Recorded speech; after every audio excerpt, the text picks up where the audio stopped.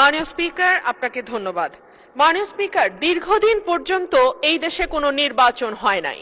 মানুষ তাদের পছন্দের প্রতিনিধি নির্বাচন করতে পারে নাই। জাতীয় নির্বাচন থেকে শুরু করে স্থানীয় পর্যায়ে নির্বাচন পর্যন্ত প্রত্যেকটি নির্বাচন ছিল কারচুপিপূর্ণ। সে কারণেই একবার সংসদে আমি মজা করে বলেছিলাম, সুষ্ঠু হয়েছে নির্বাচন, ভোট দিয়েছে প্রশাসন, তাকিয়েছিল জনগণ, এর নাম বাংলাদেশের নির্বাচন। তো মাননীয় স্পিকার, সেই জায়গা থেকে ৩৬শে জুলাই আমাদের জীবনে আসলো, কয়েক লক্ষ মানুষ রাস্তায় নামলো, কয়েক হাজার মানুষ চিরতরে পঙ্গু হলো এবং প্রায় ১৫০০-এর উপর মানুষ তাদের জীবন দিল যাতে মানুষ তার ভোটের অধিকার আবারও ফিরে পায়। এবং আল্লাহর কাছে অশেষ শুকরিয়া মাননীয় স্পিকার, একটি অবাধ, সুষ্ঠু, নিরপেক্ষ নির্বাচনের মধ্যে দিয়ে ত্রয়োদশ জাতীয় সংসদ গঠিত হয়েছে এবং আমি এই সংসদে একজন স্বতন্ত্র প্রার্থী হিসেবে নির্বাচিত হয়েছি। মাননীয় স্পিকার, সংবিধানের ৫৯ অনুচ্ছেদের দিকে আপনার দৃষ্টি আকর্ষণ করছি।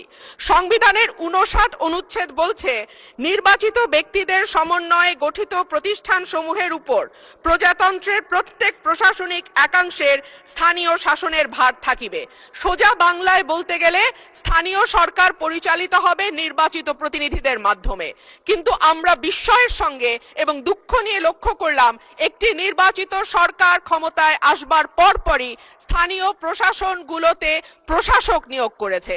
মাননীয় স্পিকার, যখন শেখ হাসিনা পালিয়ে গেল তখনকার পরিবর্তিত পরিস্থিতিতে অন্তর্বর্তীকালীন সরকার প্রশাসক নিয়োগ দিতে বাধ্য হয়েছিল, কারণ আমরা দেখেছি ইউনিয়ন পর্যায়ে, উপজেলা পর্যায়ে চেয়ারম্যান বা মেম্বার যারা ছিল তারাও পালিয়ে গেছে। কিন্তু এই অবস্থা তো মাননীয় স্পিকার এখন আর নেই। এখন তো একটা সুষ্ঠু নির্বাচন দেয়া যায়। সেই জায়গায় আমরা দেখলাম দলীয় নেতা কর্মীদের পুনর্বাসন প্রক্রিয়া শুরু হয়েছে।